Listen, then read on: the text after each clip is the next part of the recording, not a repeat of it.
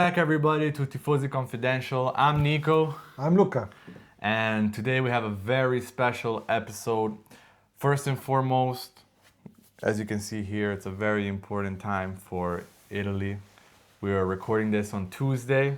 Yeah, a few hours before the deciding game, Yes. the deciding match to go to the 2026 World Cup. So hopefully this brings good luck. Hopefully the past weekend was good luck as we saw victories by Italy in Formula One, MotoGP, tennis. Tennis, of course, and I mean, it was really good. yeah. It was only missing Ferrari, but because we don't have an Italian driver yet. Yeah, too bad for Ferrari, but Italy, I think, came out of this past weekend quite well. Yeah. Actually, much better than we used to in the old days. Correct. And so race number 3 for the 2026 season. Just a quick note that some of our most avid listeners noticed is that there's no episode 2 from this season. That's actually because we had a quick collab. We went to our friends at Rosso Motori to register an episode with them. Yeah, we went live with them actually. Correct. That was good. We went live, original language, full Italian. Oh, that was Italian, yes. So we'll have the link in the description and you can follow there for sure. All right. Anyways, looking at Japan. Japan, yes, boring. Very boring, but new World Championship leader, Andrea Kimi Antonelli. That was a long time since an Italian was in the lead for the World Championship. I think it was Michele Alboreto back in 1985 when I actually was younger than you are today. Yeah. And you're very young, so imagine how long has passed since the Michele Alboreto days. He came close that year. Eventually gave way to Alain Prost at his first World Championship. But, Oh, wow. Yeah, 1985. Which is kind of interesting because until then, Alain was considered to be a great loser. Little did we know. I mean, he went on to 185 and then 86, and then the rest is history, of course. But I think it was really good for Andrea Antonelli this past weekend, of course, and it is a big surprise because, I mean, where is George Russell? Mm-hmm. Yeah. And I would say it's behind the safety car. Correct. Kimi joins a long list of which we can't understand which is true and false given from ChatGPT, but we know for sure he joins Charles Leclerc in one of those drivers that won their first two races back to back. Yeah, Charles was 2019, right? Yes. It was Belgium and then Monza. And then Monza, of course. And well, he dominated those two races. This past weekend, I think the safety car made all the difference in the world. It's not even a I mean, you cannot even call it strategy. It's just like basically luck. The time, because Russell had just come in to change the tires. Yeah. And Andrea was still out, and he was lucky. And then the second part of the race was a whole different story, especially for George. Yeah, it can come down also, if Kimi Antonelli had a good start and was actually in front of Russell. Well, he had a bad start. Exactly, but if he'd had a good one, he would have been in front, pitted first, and then Russell would have had the advantage with a safety car. Yes, and this is all... And if my grandmother had wheels. Exactly. So this is all caveats we can talk and discuss, but what matters is what you do when you have the occasion, when the opportunity presents itself. And Antonelli completely took it by...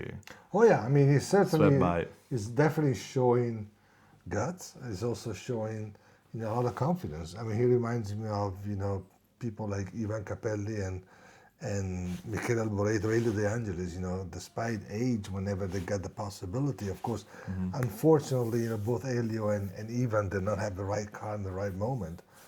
But, and I remember Capelli in France, 1990, with the Leighton house, keeping, again, Alain Prost Ferrari behind for so many laps until finally the Ferrari prevailed. But Ivan, who would have won his first Grand Prix that day, did not falter. It was incredible. Just like, Andrea is doing now. He's got a chance. He doesn't have his legs shaking. That's good. Yeah. That's good. Yeah, and what's good is that even when he didn't win this year, because truth be told, he won 2 out of 3, Which is which is very good, and he's deservedly at the top of the standings with 9 points out of Russell. But the thing is, George already lost some points if you want to consider the dominance that Mercedes have had this first few races. They're expected at 1-2. But then Russell, again, because of the strategy and, the safety car, which is not the strategy, exactly.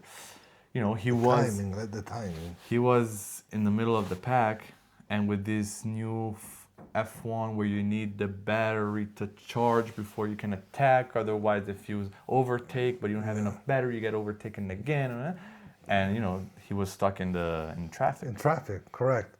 And it's like this is one of the most striking differences of 2026 versus the previous years.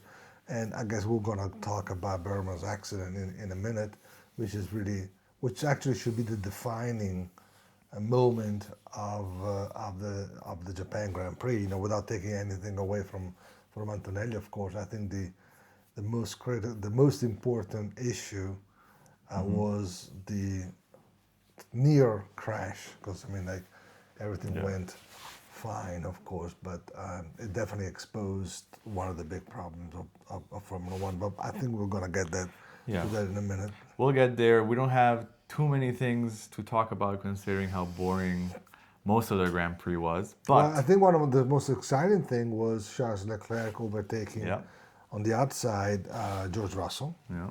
For some reason, nobody talks about how good Charles Leclerc is. This young man is soon getting old without being recognized by, I would say, the Ferrari community and certainly the press as one of the greatest drivers of his generation. What he did with a car that is good but not as good as Mercedes, he overtook George Russell on the outside. Mm-hmm. In the old days, this would have been worth the price of the ticket, as people used to say.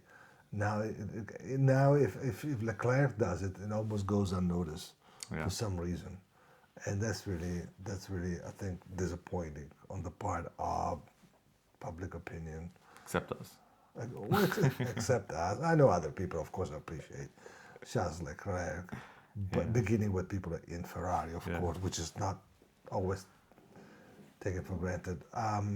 But I don't think he deserves it. I don't think he gets the attention and the merit, the credit that he deserves for some reason, which escapes me. Yeah. We'll get to Ferrari in a second. I would like to make an honorable mention for a driver who just last weekend did his first laps in a race for the 2026 season, Oscar Piastri. Yeah. And he got a P2. Well, Oscar is, for some reason, Oscar succeeded in losing the 2025 world title, and not to take anything away from Norris, of course, but the Oscar is a good driver. If you think about it, he's still he's very young, and he still has very little experience, and yet he is really consistent when the car allows him to. Yeah. And I think he had a very good weekend. Yes. Yeah. Totally better than Norris. Yeah, but Lando still got a P5, and what really strikes, I guess, us looking out from the outside is that, however, McLaren, even though they started on the back foot, they still caught up quite quickly. Yeah. The Mercedes engine obviously helps, although it's not the Mercedes engine. Yeah, maybe they share the software. Who knows? But as we've seen, the engine can only get you so far. Other Mercedes customers like Williams or Alpine, they're not doing as good. So obviously, with Andrea Stella and there's the a whole software, McLaren there's team. a chassis, all the different aspects of it. The way you adapt the tires, Yeah. the driver. Yeah, there's. Yeah. Well, the drivers are not that important anymore. So Oscar got P2, Lando P5. P2 is still 13 seconds, almost 14 seconds from the lead at the end of the race. Yeah. So. He did well. And of course, the problem with Oscar will be how he gets the last part of the season. because last year that's where he dramatically lost it. But he's a good driver. He's a good driver with a car that's getting better. Of course, I mean, Andrea Stella is a great leader of men and of organizations. And this is the world. This is incumbent world champion team. So expect something good. Yeah, constructors and drivers championship. Constructors back to back because they also won. That's right. They won 2 years ago. Yeah, exactly. Poor Max. Exactly. But so McLaren is coming back into the fight. Ferrari is still there. It's always there. Ferrari's always there. Lewis did not do bad the beginning of the weekend. Yeah. And then I think once again Charles Leclerc was the better of the two. Even though, as I said before, it largely goes unnoticed. But he was able to go onto the podium. Yeah. Which, given the late surge of those behind him, was definitely an accomplishment. Yeah. Yeah, and it's quite interesting, however, that we see always Ferrari in those top positions. We see it mostly in qualifying where they can actually challenge for something more, but then obviously Mercedes won too. And then during the race, all they can really hope for is to get a good start, take the lead, but then they're just stuck fighting for a P3 and in this case a P2. But also, with the new rules, if you think about it, like the first 5-6 laps of a race are something, and then the remaining like 45 or whatever, 48 as this past weekend, are a different race. With all the battery and the adjustment and everything else. So like, it's almost like a two-faced event. You got the first 5, you got the mini sprint within the real race, and then you get the rest of it where basically nothing really happens. I mean, took Verstappen. Verstappen started in 11th position and finished 8th. I mean, like, where's the driver? Or actually, where's the car? Or actually, where are the rules allowing the driver to show his true nature, his talent? yeah. You got probably the most talented driver in Formula One.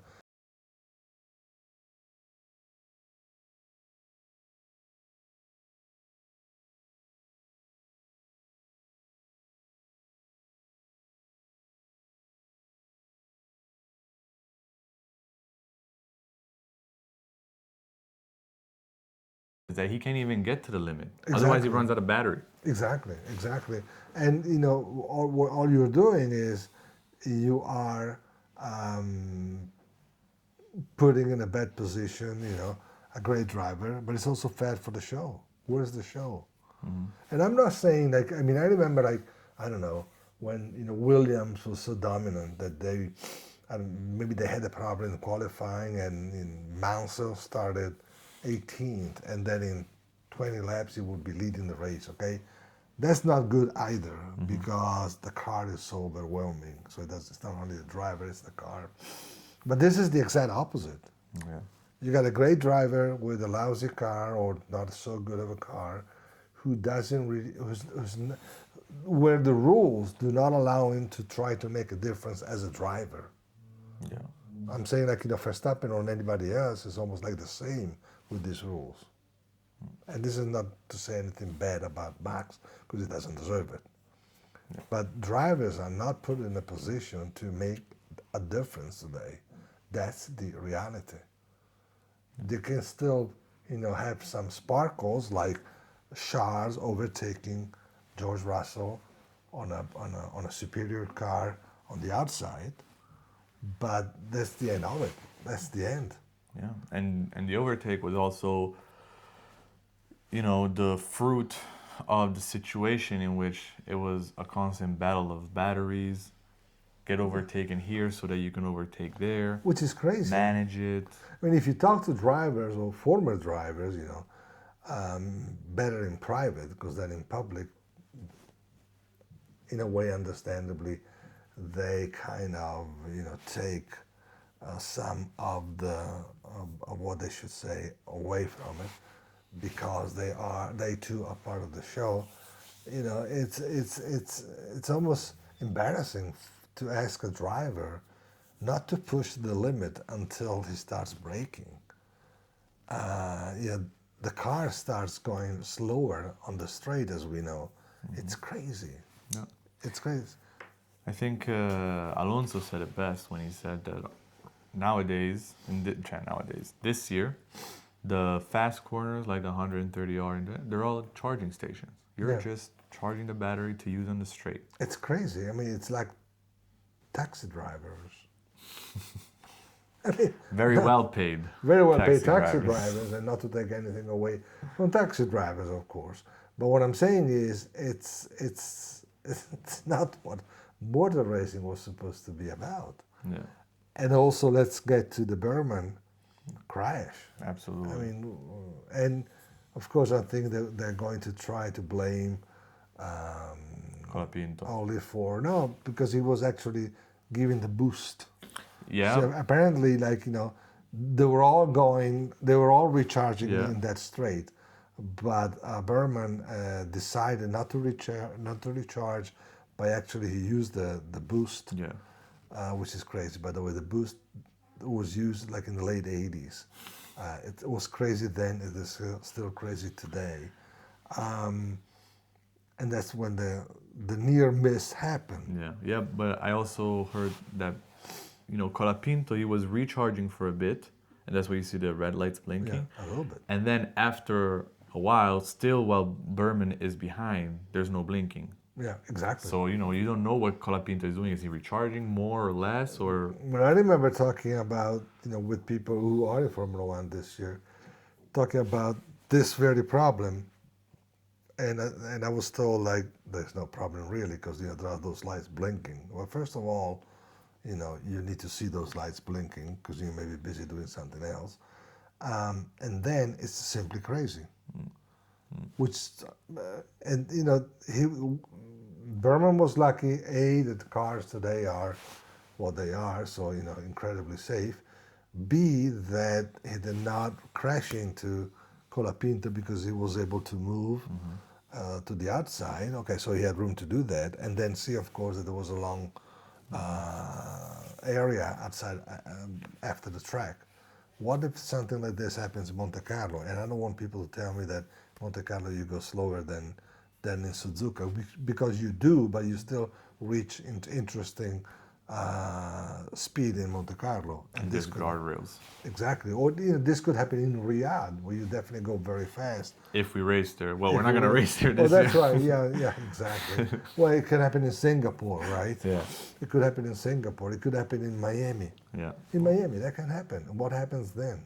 Well, it can happen anywhere, but the juice of the matter is this really the future of F1? I hope not. I mean, this is crazy, and we know that right after. I mean, today's Tuesday, so yesterday, or maybe even Sunday afternoon, they went back because I know now they want to try to change something. But which is correct. But what I'm saying is, you didn't notice something like this could happen until Sunday. I mean, who comes up with rules such as this ones? Yeah. I mean, these guys supposedly have been spending most of their adult life in motor racing. How can you come up with such rules? My take is, if Jean Todt or even Max Mosley had been at the FIA, there would never have been such rules. Yeah.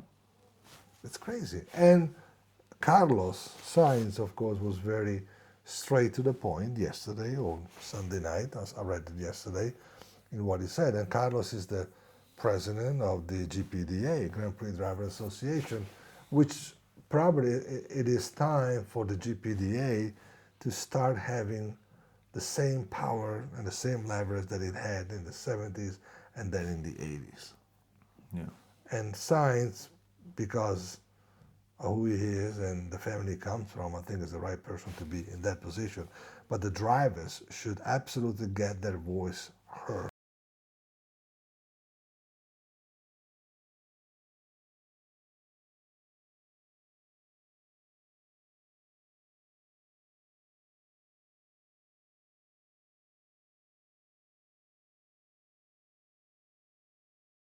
Note, let's hope that this month-long break, because we don't have the two races in the Middle East, Too bad. cause force majeure. And we have 4 weeks, 5 weeks. First week of May, we're in Miami. Yeah, one of the worst tracks in today's Formula One. Although we'll have a sprint weekend. How does that make you feel? That's even worse. I hate sprint cars, sprint racing. Because it was also what is kind of interesting is sprint. I mean, like sprint races again. Make it really sprint. 3 laps, 4 laps, not what's 1/3, is it? 1/3. 1/3. Just make it 3 laps, 4 laps. But what is interesting is that whatever you do, you get the points, but nothing shows in your resume, in your career. Yeah. Which is crazy. I mean, sports do crazy stuff like this. You're wearing the Italian shirt. If you think about it, Fabio Grosso's goal against France in 2006 does not count. If you look at his career stats, that goal, which gave Italy the world championship, was not recorded. Does not count. Okay, so sports make these crazy things, and the same thing is with the sprint cars, the sprint races. They don't really count. In the fact, but if you want it, you want it. They should give you like 1/3 of a win, and then when you win 3, you get 1. You get 1 full win. Interesting. That's like a very good take. Yeah, I mean, there are probably dumbest rules in today's Formula One than this one. Yeah, so. I agree. But yeah, in case you noticed, no top or flop this weekend, simply because seeing a legendary racetrack like Suzuka being what it was this weekend, having these types of races in it. There's no top, only F1. Only flop. I would say the flop is, not to be discouraging, but today's Formula One. I mean, then we still get up at early in the morning to watch qualifying and the race and whatever, because probably we are addicted to it, which is not necessarily a good thing. But the show, this Formula One should have been all about the show, and it's all but a show, which we make it like, we're happy with it because Antonelli is leading the world championship and whatever, and Ferrari's not doing too bad, and we like all those drivers, and we feel for all those people that we know so well. But really, there is something missing in this Formula One, and they better start looking for it. Yeah. Well, let's hope that they start the search right away, and we have some developments in a month. But until then, it's been a pleasure. Forza Italia. Absolutely. O Forza Azzurri, che non si può dire Forza Italia, scusate. Don't be political. Sorry. Exactly. That was not meant in a political way. Okay. And Forza Azzurri. Forza Azzurri. And yeah, we'll see you soon. All right. Thank you.